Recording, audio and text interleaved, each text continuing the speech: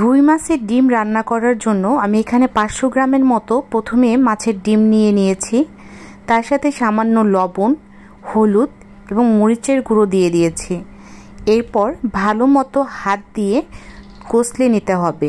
রান্না করার আগে যদি কাঁচা অবস্থায় ডিমটা এভাবে চটকে নেওয়া যায় তাহলে রান্নাটা অনেক বেশি মজার হয়।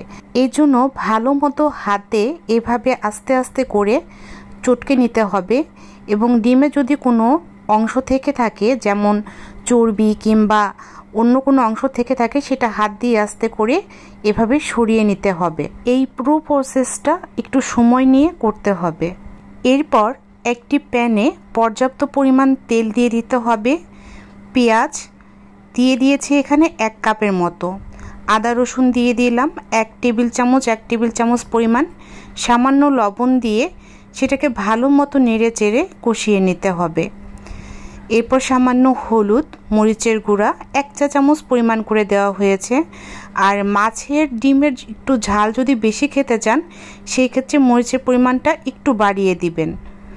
দিয়ে খুব ভালো মতো মশলাটাকে কষিয়ে নিতে হবে। রাখা ডিমগুলো এবার মশলার মধ্যে দিয়ে দিতে হবে। দিয়ে খুব ভালো করে নেড়ে চেড়ে কষিয়ে নিতে হবে। ডিম রান্না করতে খুব বেশি সময় লাগে না, তবে ডিমটা দেওয়ার পরে বারবার নেড়েচেড়ে রান্না করে নিতে হবে। তা না হলে ডিমটা কিন্তু দলা পাকিয়ে যেতে পারে। সামান্য পরিমাণ পানি দিতে হয়। আর যদি না দিতে চান সেই ক্ষেত্রে আপনাকে বারবার নেড়েচেড়ে ডিমটাকে রান্না করে নিতে হবে।